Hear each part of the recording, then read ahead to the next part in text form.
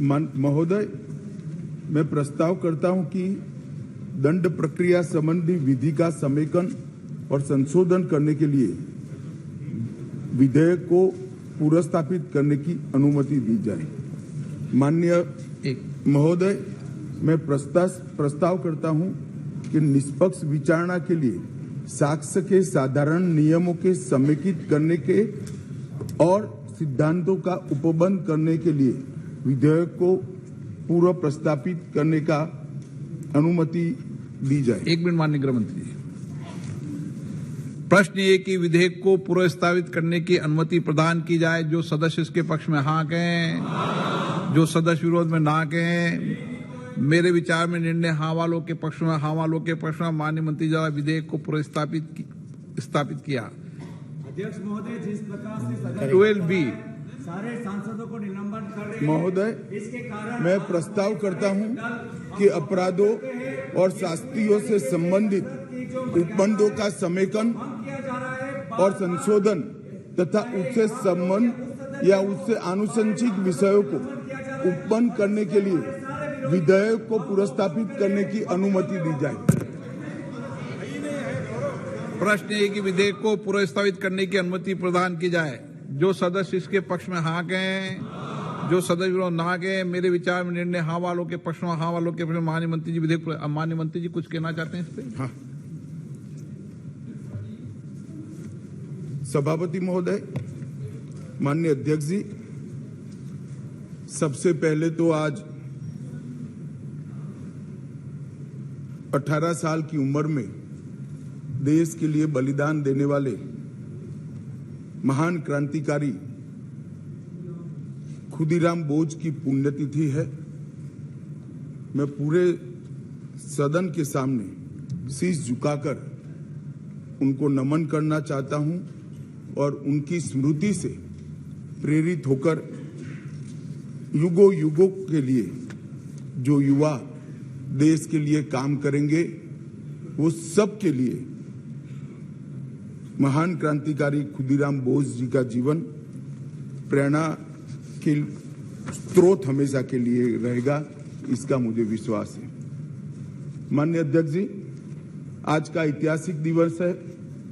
आज के ही दिन दादरा नगर हवेली का भारतीय संघ में विलय हुआ था और भारतीय संघ एक प्रकार से संपूर्ण राष्ट्र बना था। माननीय अध्यक्ष जी, आज जब मैं ये 3 विधेयक लेकर आया हूं, उस वक्त आजादी के अमृत महोत्सव का समापन हो रहा है और आजादी के अमृत काल की शुरुआत होने का समय है। 15 अगस्त से आजादी का अमृत महोत्सव समाप्त होगा और 16 अगस्त से आजादी की 75 साल से 100 साल की यात्रा की शुरुआत होगी, जो निश्चित रूप से महान भारत की रचना करेगी। प्रधानमंत्री नरेंद्र मोदी जी ने इस देश के सामने गत 15 अगस्त को लाल किले की प्राचीर से अपना उद्बोधन देते हुए 5 प्रणों को देश की जनता के सामने रखा था। माननीय अध्यक्ष जी, ये 5 प्रण में से एक प्रण था कि हम गुलामी की सभी निशानियों को हम समाप्त कर देंगे, हमारे मन से वो बोझ को दूर करेंगे। माननीय अध्यक्ष जी, आज मैं जो 3 विधेयक एक साथ लेकर आया हूं, वो तीनों विधेयक एक प्रकार से मोदी जी ने जो 5 प्रण लिए हैं, उसमें से एक प्रण की अनुपालना करने वाले हैं।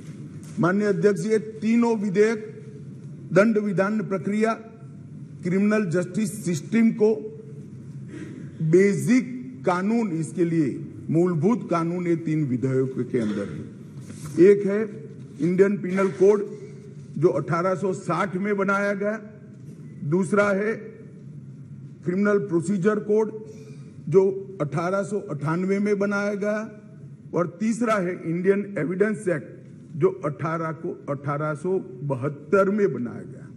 1860, 1898 और 1872 में अंग्रेजों द्वारा बनाए गए, अंग्रेजों की संसद के द्वारा पारित किए गए ये तीनों कानूनों को समाप्त कर कर आज हम तीनों नए कानून पुरस्कृत करने के लिए मैं आया हूं। माननीय अध्यक्ष जी, इंडियन पिनल कोड 1860 की जगह भारतीय न्याय संहिता 2023 अब एस्टैब्लिश होगी। क्रिमिनल प्रोसीजर कोड 1898 की जगह भारतीय नागरिक सुरक्षा संहिता प्रस्तावित होगी और इंडियन एविडेंस एक्ट 1872 की जगह भारतीय साक्ष्य अधिनियम 2023 प्रस्तावित होगा। यह कानूनों की जो कानून रिपील होंगे इस तीनों विधेयक से, वो कानूनों की आत्मा जो है, वो कानूनों का मध्य बिंदु है कानून बनाने का, वो अंग्रेज शासन को मजबूत करने की दृष्टि से कानून बनाए गए थे। अंग्रेज शासन की रक्षा करने के लिए कानून बनाए गए थे और उसका उद्देश्य दंड देने का था, न्याय देने का नहीं था। ये दोनों मूलभूत चीजों पर हम परिवर्तन करने जा रहे हैं। ये तीनों कानूनों को रिप्लेस कर कर इनकी जगह जो 3 नए कानून बनेंगे उनकी आत्मा होगी भारत के नागरिकों को संविधान प्रदत्त सारे अधिकार जो मिले हैं इसकी सुरक्षा। ये कानूनों का उद्देश्य किसी को दंड देना नहीं होगा, इन कानूनों का उद्देश्य सबको न्याय देना होगा और न्याय देने की प्रक्रिया में, ये न्याय देने की प्रक्रिया में दंड वही होगा जहां अपराध रोकने का बोध खड़ा करने की जरूरत है, अपराध रोकने के लिए एक प्रकार की भावना खड़ी करने की जरूरत है, वही होगा। और मैं ये तीनों कानूनों को आगे मैं बताता हूं, बड़े ध्यान से इस प्रक्रिया में मैं इन्वॉल्व रहा हूं। अध्यक्ष जी, मैं सदन को आश्वस्त कर सकता हूं कि 1860 से लेकर 2023 पर 23 तक अंग्रेजों ने बनाए, अंग्रेज पार्लियामेंट ने बनाए हुए कानून के आधार पर इस देश की क्रिमिनल जस्टिस सिस्टम चलती रही। इसकी जगह भारतीय आत्मा के साथ ये 3 कानून अब प्रस्तावित होंगे और हमारी क्रिमिनल जस्टिस सिस्टम के अंदर बहुत बड़ा परिवर्तन आएगा। माननीय अध्यक्ष जी, मैं ये बिल स्टैंडिंग कमेटी को भेजने वाला हूं, इसलिए बहुत लंबा नहीं बोलूंगा, मरुतु इतना जरूर कहना चाहता हूं कि जिन्होंने भी ये कानूनों को पढ़ा होगा, इसकी प्रायोरिटी क्या थी? मानवीय की हत्या से या महिला के साथ दुराचार से बड़ा कोई कानून अपराध नहीं हो सकता, तो इसको 302 नंबर पर स्थान दिया गया। इसके पहले क्या था? राजद्रोह था। इसके पहले क्या था? खजाने की लूट थी। इसके पहले क्या था? शासन के अधिकारी पर हमला था। ये जो अप्रोच है, ये अप्रोच को हम बदल रहे हैं। सबसे पहला चैप्टर इसमें आएगा महिलाओं और बालकों के साथ अपराध। दूसरा चैप्टर आएगा मानव वध और मानव शरीर के साथ जो अपराध होते हैं उसका आएगा। तो हमने शासन की जगह नागरिक को केंद्र में लाने का एक बहुत बड़ा सैद्धांतिक निर्णय कर हम ये कानून लेकर आए हैं। मान्यवर, इस कानून को बनाने के लिए बहुत लंबी प्रक्रिया हमने की है। मोदी जी ने 2019 में ही हम सबका मार्गदर्शन किया था कि अंग्रेजों ने बनाए हुए जितने भी कानून जिस विभाग में है, सभी कानून पर पर्याप्त चर्चा विचारणा और सोच विचार कर इसको आज के समय के अनुरूप और भारतीय समाज के हित में बनाना चाहिए। वहीं से ये प्रक्रिया माननीय अध्यक्ष जी चालू हुई। ढेर सारी कंसल्टेशन की प्रक्रिया इसके लिए हुई है। मान्यवर, मैं आपको बताना चाहता हूं, हर जगह पे व्यापक कंसल्टेशन किया गया है। मैंने अगस्त 2019 में ही देश के सारे हाईकोर्ट चीफ जस्टिस को पत्र लिखा था, सर्वोच्च अदालत के सारे न्यायाधीशों को लिखा था, देश की सारी लॉ यूनिवर्सिटी को पत्र लिखा था। 2020 में थोड़ी बेस बनने के बाद सारे सांसदों को लिखा, सारे मुख्यमंत्रियों को लिखा, सारे राज्यपालों को लिखा, संघ शासित प्रदेश के प्रशासकों को लिखा और ढेर सारे कंसल्टेशन के बाद ये प्रक्रिया आज कानून बनने में सफल हुई है। माननीय अध्यक्ष जी, इसका मुझे बहुत बड़ा संतोष है कि बेस बरुआ समिति, विश्वनाथन समिति, मलिमत समिति, माधव मेनन समिति और गृह मामलों की स्थायी संसदीय समिति 2011, 2005, 2006 इसकी रिपोर्ट 111वीं, 110वीं, 146वीं ये सारी रिपोर्टों का बृहद संकलन कर सभी राज्यपालों, मुख्यमंत्रियों, सभी विधायकों, सभी सांसद और सभी न्यायाधीशों से, हाई कोर्ट से, सुप्रीम कोर्ट से और लॉ यूनिवर्सिटी से आए हुए सारे प्रस्तावों को, सारे सुझावों को कंसीडर कर लाइन बाय लाइन इसको पढ़कर ये विधेयक लेकर मैं आज सदन के सामने उपस्थित हुआ हूं। माननीय अध्यक्ष जी, 18 राज्यों, 6 संघ शासित प्रदेश, भारत की सुप्रीम कोर्ट, 16 हाई कोर्ट, 5 न्यायिक एकेडमी, 22 विधि विश्वविद्यालय, 142 सांसद और लगभग 270 विधायकों ने इसमें सुझाव दिए हैं। जनता के भी बहुत सारे सुझाव आए हैं जिसको कंसिडर किया गया। माननीय अध्यक्ष जी, 4 साल तक इस पर गहन विचार विमर्श हुआ है। मैं जिसमें उपस्थित हूं ऐसी 158 बैठकें हमने रिकॉर्ड पर करी है। माननीय अध्यक्ष जी, बाय लाइन इसको हमने पढ़ा है। मान्यवर, भारतीय नागरिक सुरक्षा संहिता जो सीआरपीसी को रिप्लेस करेगी, इसमें अब 533 धाराएं बचेगी, 160 धाराओं को बदल दिया गया है, 9 धाराएं नई जोड़ी गई है और 9 धाराओं को निरस्त किया गया है। भारतीय न्याय संहिता जो आईपीसी को रिप्लेस करेगी, इसमें अब पहले 511 धाराएं थी, इसकी जगह 356 धाराएं होगी, 175 धाराओं में बदलाव हुआ है, 8 नई धाराएं जोड़ी गई है और 22 धाराएं निरस्त कर दी गई है। भारतीय साक्ष्य अधिनियम जो एविडेंस एक्ट को रिप्लेस करेगा, इसमें 170 धाराएं होगी, पहले 167 थी, 23 धाराओं में बदलाव किया है, 1 धारा नई जोड़ी गई है और 5 धाराएं निरस्त की है। मान्यवर, मैं सदन को बताना चाहता हूं, ये तीनों कानूनों में गुलामियों की निशानी से भरे हुए कानून। सबसे पहले तो इसको ब्रिटेन की पार्लियामेंट ने पारित किया था, हमने अडॉप्ट किया था, यहीं से शुरुआत होती। परंतु इसके अलावा आज भी जो कानून आज इससे निरस्त होंगे, जब सदन पारित करेगा, तब वो कानूनों के अंदर कुछ शब्द थे मैं जरूर कहना चाहता हूं, जिससे हमें मालूम पड़ेगा कि 75 साल तक हम किस कानूनों के आधार पर क्रिमिनल जस्टिस सिस्टम को चलाए हैं। पार्लियामेंट ऑफ यूनाइटेड किंगडम का जिक्र है, प्रोविंशियल एक्ट का जिक्र है, notification by the crown representative का जिक्र है, लंदन गैजेट का जिक्र है, ज्यूरी और बैरिस्टर का जिक्र है जो हमारे यहाँ कब के चले गए, लाहौर गवर्नमेंट का जिक्र है, कॉमनवेल्थ के प्रस्तावों का जिक्र है, United kingdom of great Britain and Ireland parliament का जिक्र है, हर मेजेस्टी और बाय द प्रिवी काउंसिल, ऐसे हर जगह रेफरेंस दिए हुए हैं। Copies and extracts content in the London gadget, इसके आधार पर एक कानून को बनाया गया है। Possession of the British crown, इसका भी जिक्र आज भी है। Court of justice in England, इसका भी जिक्र 33 से ज्यादा जगहों पे है। हर मैजेस्टी डोमिनियंस का इस अधिनियम के अंदर ढेर सारे जिक्र है।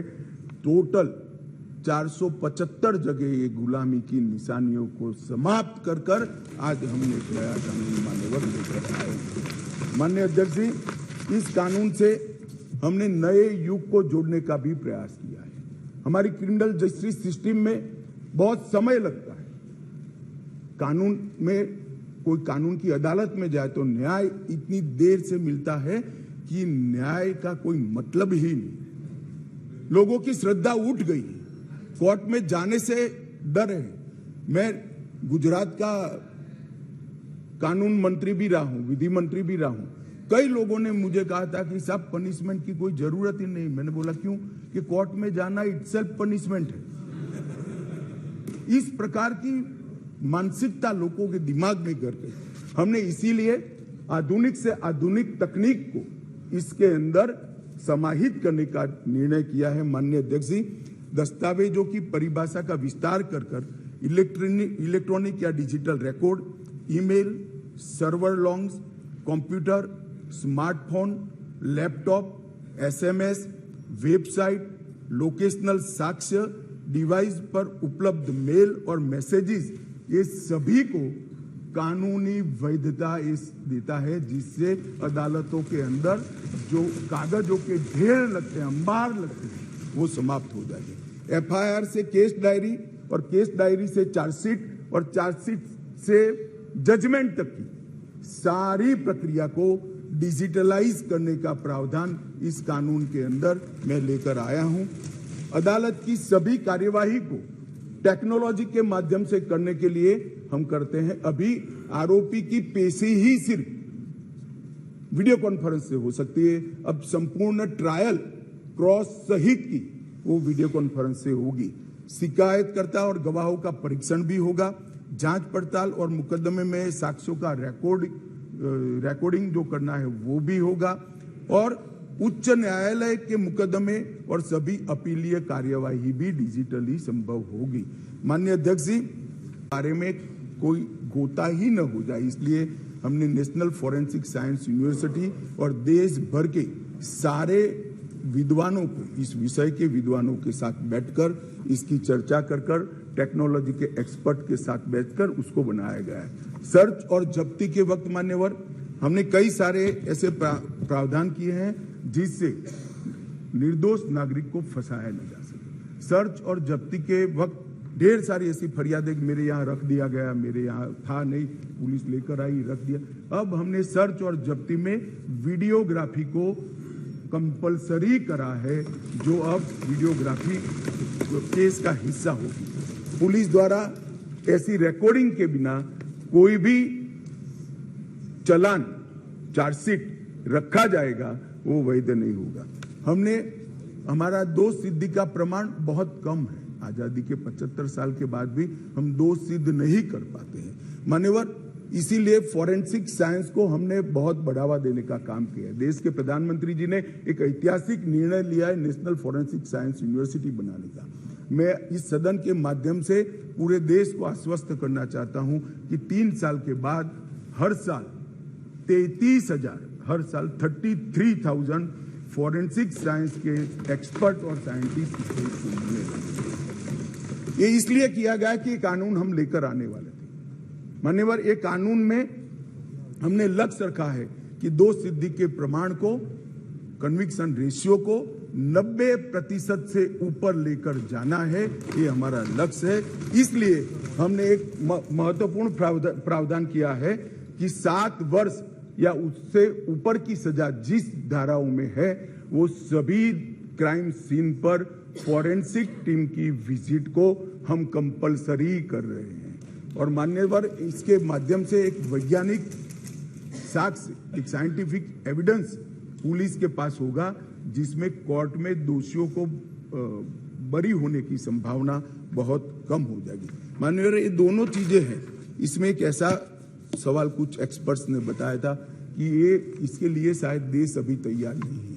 ये कानून में हमने ये भी प्रोविजन रखा है कि इलेक्ट्रॉनिक तरीके से केस चलाने के लिए कोर्ट, जिला, राज्य, ये सभी प्रकार के नोटिफिकेशन निकलने के बाद ही वो अप्लाई होगा। मानो एक कोर्ट किसी राज्य ने तैयार कर दी तो वो कोर्ट नोटिफाइड कर सकते हैं। एक जिला जब हो जाएगा तो वो जिला नोटिफाइड कर सकते हैं। एक क्षेत्र हो जाएगा तो क्षेत्र। अंततोगत्वा 27 के पहले पूरे देश की सभी कोर्टों को हम कंप्यूटराइज करके इसी प्रकार से मोबाइल फोरेंसिक वान का भी हमने एडवांस में अनुभव कर लिया है। मान्यवर, आज मैं आपको बता सकता हूं कि दिल्ली के अंदर 7 साल से ऊपर की किसी भी गुनाह होता है, सजा का जिसमें प्रावधान हो ऐसा कोई भी गुना होता है तो एफएसएल की टीम इसको विजिट करती है।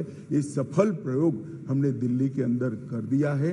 बेंगलुरु में अब सरकार बदल गई, भगवान जाने क्या होगा, मगर हमारी सरकार थी तब बेंगलुरु में भी इस प्रयोग की शुरुआत की थी। इसके लिए हमने मोबाइल एफएसएल के कंसेप्ट को लॉन्च किया है और सफल कंसेप्ट है मान्यवर। हर जिले में 3 मोबाइल एफएसएल घूमती रहेगी और गुना के जगह पे जाएगी। नागरिकों की सुविधा सुनिश्चित करने के लिए जीरो एफआईआर को पहली बार आजादी के 75 साल के बाद हम स्थान गुना कहीं पर भी हुआ, किसी भी थाने का हो, आप हिमालय की चोटी से भी उसको रजिस्टर कर सकते हैं और कन्याकुमारी के सागर के किनारे गुना रजिस्टर होने के बाद 15 दिन में कंसर्न थाने को भेजना होगा। एफआईआर का प्रावधान हम पहली बार जोड़ रहे हैं। हर जिले में और हर थाने में एक ऐसा पुलिस अधिकारी नामित किया जाएगा जिसके परिवारजनों में गिरफ्तारी हुई है। इसको अधिकृत सर्टिफिकेट देना पड़ेगा कि आपके परिजन हमारी कस्टडी में है और इसके लिए अब हम रिस्पॉन्सिबल। कई बार पकड़कर पुलिस 4 दिन तक कोई जवाब नहीं देती है मान्यवर, और वहां पर उनको कोर्ट में जाना है और इसकी जगह अब वो ऑनलाइन भी सूचना देनी पड़ेगी और व्यक्तिगत सूचना भी देनी पड़ेगी। यौन हिंसा के मामले में पीड़िता का बयान कंपलसरी कर दिया गया है और यौन उत्पीड़न के मामले में बयान का वीडियो रिकॉर्डिंग भी अब कंपलसरी कर दिया है। मान्यवर, पुलिस को 90 दिन में जिसने फरियाद की है इसका स्टेटस देना हमने कंपलसरी कर दिया है। 90 दिन में उसका स्टेटस देना पड़ेगा और हर 15 दिन में फरियादी को अपना स्टेटस भेजना पड़ेगा। 7 वर्ष या उससे अधिक के कारावास का केस अगर विड्रॉ करना है तो पीड़ित को सुने बगैर कोई भी सरकार इसको विड्रॉ नहीं कर पाएगी। ये भी इससे नागरिकों के अधिकारों की रक्षा होगी और इसके अंदर पहली बार हम कम्युनिटी सर्विस को सजा के बारे में भी इंट्रोड्यूस कर रहे हैं मान्यवर। ये प्रैक्टिस में कई जगह पे है परंतु इसका इंट्रोडक्शन एक्ट से, कानून से अब होगा मान्यवर। सालों तक केस चलते नहीं है, इसके लिए भी हमने बहुत सारे प्रावधान करे हैं। छोटे मोटे मामलों में समरी ट्रायल का दायरा बढ़ा दिया है। समरी ट्रायल को 20,000 तक की गुनाहों में ले लिया गया है और 3 साल तक की जिसमें सजा है वो सारे समरी ट्रायल से हो जाएंगे। इस एक ही प्रावधान से 40% केसों की सेशन कोर्ट से बाहर होकर नीचे ही समरी ट्रायल से समाप्त हो गए। मान्यवर, आरोप पत्र दायर करने के लिए पुलिस अधिकारी आगे की जांच चालू है, आगे की जांच चालू है, आगे की जांच 6-6 साल अब नहीं कर पाएंगे। हमने तय कर दिया है कि 90 दिन में आरोप पत्र दायर करना ही पड़ेगा और कोर्ट भी उनको और 90 दिन की परिस्थिति देखकर परमिशन दे सकती है। 180 दिन में आपको जांच समाप्त कर ट्रायल के लिए भेज देना पड़ेगा। इससे बहुत बड़ा फर्क होगा। वारंट के मामले में भी हमने काफी सारे बदलाव किए हैं। आरोपी व्यक्ति को आरोप तय करने की नोटिस 60 ही दिन में देने के लिए अब कोर्ट बाध्य हो जाएगी। कोर्ट ने चार्ज फ्रेमिंग 60 दिन से ज्यादा लंबा नहीं कर सकती। बहस पूरी होने के बाद 30 दिन में मान्यवर न्यायाधीश ने अपना फैसला देना पड़ेगा। 3-3 साल तक फैसला पेंडिंग नहीं रखा। कई सारे जज ऐसे पूरी सुनवाई कर देते थे और फिर बाद में ट्रांसफर हो जाती थी या रिटायर्ड कर जाते थे और ट्रायल फिर से चलती। अब ऐसा नहीं होगा। 30 दिन के अंदर ही फैसला देना पड़ेगा। इसको भी हमने, और फैसले को 7 दिन के अंदर ऑनलाइन उपलब्ध कराना पड़ेगा जिससे इस पर अपील की कार्यवाही मान्यवर हो जाए। सिविल सर्वेंट के विरुद्ध कोई फरियाद होती थी, पुलिस ऑफिसरों के विरुद्ध कोई फरियाद होती थी तो एक प्रावधान है जिसे उनको सुरक्षा मिली हुई सरकार की परमिशन के बगैर इनका संज्ञान या तो चार्जशीट या ट्रायल शुरू नहीं हो सकती। मान्यवर, सालों तक कोई परमिशन आती ही नहीं थी और उसके कारण सिविल सर्वेंट के साथ साथ बाकी लोग भी डिले ट्रायल को एंजॉय करते थे। हमने तय कर दिया है कि 120 दिन में सरकार हाँ या ना कह दे, वरना डीम्ड परमिशन माना जाएगा और ट्रायल को फिक्स करेगा। मान्यवर, एक बहुत बड़ा दिक्कत मैंने देखा है कि एसपी के नाते किसी ने एक केस जांच किया है तो डीजीपी या तो रिटायर्ड होने के बाद वो केस चलने पर आता है और उनको गवाही देने जाना है। हमने ये प्रक्रिया के अंदर आमूल चूर परिवर्तन किया है कि जो एसपी अभी नौकरी कर रहा है वो ही फाइल देखकर गवाही देगा, जो पहले था उसको आने की जरूरत नहीं। माननीय, बहुत बड़ा क्रांतिकारी बदलाव। इसके कारण इतना देर होती, इतनी देर होती। आज हमने बारीकी से ट्रायल किस चीज के कारण लेट होती है इसका अभ्यास किया है। सबसे ज्यादा डेट अगर लगे तो यही कि भैया वो तो डीजीपी हो गए, डीजीपी साहब को समय नहीं होगा, तहसील में कैसे आएंगे, जब उनकी विजिट है तो 1.5 साल तक गवाही नहीं होती। मगर अब कोई डीजीपी साहब या तो रिटायर्ड बाबू को बुलाने की जरूरत नहीं, वहां जो एसपी है वो फाइल देखकर, और वो डीजीपी साहब को कुछ याद भी नहीं है, उन्होंने भी फाइल देखकर ही कोर्ट को असिस्ट करना है, मगर ये नहीं होता था। अब हमने ये कर दिया है। घोषित अपराधियों की संपत्ति की कुर्की का भी ये है नहीं, वरना यूपीए वालों को बहुत दिक्कत आती इस प्रावधान से। घोषित अपराधियों की संपत्ति की कुर्की का भी हम प्रावधान मान्यवर इसमें लिए। संगठित अपराध के लिए एक नया प्रावधान हम इसके अंदर जोड़ रहे हैं, जो अंतरराज्य गैंग और संगठित अपराध है, इसके विरुद्ध एक अलग प्रकार की कठोर सजा का प्रावधान। महिलाओं के प्रति अपराध और सामाजिक समस्याओं के निपटान के लिए भी हमने ढेर सारे किए हैं। शादी, रोजगार, पदोन्नति के झूठे वादे और गलत पहचान प्रकट कर जो यौन संबंध बनाते थे, उसको अपराध की श्रेणी में पहली बार नरेंद्र मोदी सरकार लाए। गैंग रेप के सभी मामलों में 20 साल की सजा या आजीवन कारावास का प्रावधान किया है, जो आज नहीं है। 18 वर्ष से कम आयु की बच्चियों के मामले में मृत्यु दंड का भी प्रावधान। मान्यवर, मॉब लिंचिंग का बड़ा शोर मचा है, हमने उसको केयरफुली करा है। मॉब लिंचिंग के लिए भी 7 साल आजीवन कारावास और मृत्युदंड तीनों का प्रोविजन कर हम प्रावधान मान्यवर लाए। स्नेचिंग के लिए चाहे मोबाइल का हो चाहे महिलाओं की चेन का हो, कोई प्रावधान नहीं था। बहुत सारे लोग छूट जाते थे क्योंकि वो चोरी भी नहीं होती थी, स्नेचिंग का प्रावधान भी नहीं था। अब स्नेचिंग का भी प्रावधान ले। मान्यवर, एक 324 इसमें गंभीर चोट के कारण निष्क्रियता की स्थिति हो जाती थी, मानो कोई अपाहिज हो गया, ब्रेन डेड हो गया, मृत्यु नहीं हुई, पूरा पैर कट गया, हाथ कट गया, तो भी 7 साल की सजा थी। और किसी को थोड़ा लगा, रिपेयर होकर 1 सप्ताह में अस्पताल से बाहर आ गया, तो भी 7 साल। हमने दोनों को अलग कर दिया। हमेशा के लिए अपंगता अगर आती है या ब्रेन डेड होता है तो इसकी सजा को 10 साल या तो आजीवन कारावास में बच्चों द्वारा अपराध करने वाले व्यक्ति के लिए, बच्चों के साथ अपराध करने वाले व्यक्ति के लिए सजा को बढ़ाया गया है, 7 से 10 साल किया गया है। पहले जुर्माना काफी कम था, अनेक प्रोविजन में जुर्माने को बढ़ाने का भी काम किया है। मान्यवर,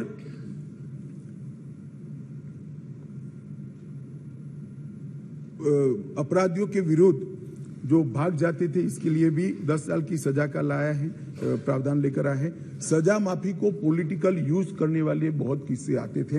अब हमने कह दिया है कि अगर किसी को सजा माफ करनी है तो मृत्यु की सजा को आजीवन कारावास में बदल सकते हैं। आजीवन कारावास की सजा को 7 साल तक ही माफ कर सकते हैं। 7 साल के कारावास को 3 साल तक ही माफ कर सकते हैं।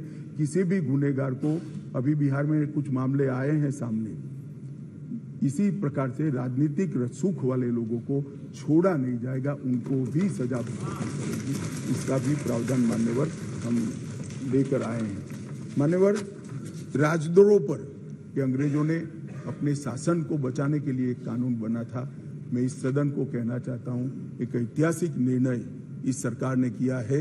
राजद्रोह को कंप्लीटली हम रिपील कर रहे हैं, कंप्लीटली। यहां लोकतंत्र, सबको बोलने का अधिकार है, राजद्रोह को हम कंप्लीटली रिपील करें मान्यवर। और इस कानून में इसके साथ साथ अलगाव, सशस्त्र विद्रोह, विध्वंसक गतिविधियां, अलगाववाद, भारत की संप्रभुता, एकता को, अखंडता को चैलेंज करना, ये सब को कानून के अंदर किसी न किसी दाएं बाएं तोड़ मरोड़ कर जोड़ते थे। इसका कोई स्पेशल प्रोविजन नहीं था, टेररिज्म की व्याख्या ही नहीं थी। पहली बार अब इसकी व्याख्या हो रही है और जुड़ी संपत्ति को कुर्क करने का अधिकार भी है। मान्यवर, जांच करने वाले पुलिस अधिकारी के संज्ञान पर कोर्ट इस पर ऑर्डर करेगा। कुर्की का ऑर्डर पुलिस अधिकारी नहीं कर पाएंगे, निर्णय नहीं कर पाएंगे, कोर्ट में सुनवाई के बाद होगा। मान्यवर, एक बहुत बड़ा ऐतिहासिक फैसला हमने किया है, अनुपस्थिति में ट्रायल। कई सारे केसों में दाऊद इब्राहिम वांटेड हैं, चले गए, देश छोड़कर भाग गए, आज उन पर ट्रायल नहीं होती। हमने तय किया है कि सेशन कोर्ट के जज ड्यू प्रोसीजर के बाद जिसको भगोड़ा घोषित करेंगे उसकी अनुपस्थिति में ट्रायल होगी और उनको सजा भी सुनाई। दुनिया में वो कहीं पर भी छिपके सजा सुनाई जाए। मान्यवर, इससे बहुत बड़ा फर्क पड़ने वाला है और वो सजा के खिलाफ अपील करना है तो न्याय की शरण में आए, अपने आप को भारतीय कानूनों के शरण में, भारतीय कानूनों की शरण में लाएं और अदालत के सामने जाए तो हाईकोर्ट में चैलेंज करें। मान्यवर, मैं सार्वजनिक जीवन में बहुत बचपन से हूं, राज्य का गृह मंत्री भी रहा हूं। मैंने बहुत सारे थाने विजिट किए, बहुत सारे सदस्य भी थाने में गए होंगे। आप देखे होगा टूटी फूटी साइकिल, टूटी फूटी गाड़ी, टूटी फूटी ऑटो सालों तक पड़ी, सबने देखा।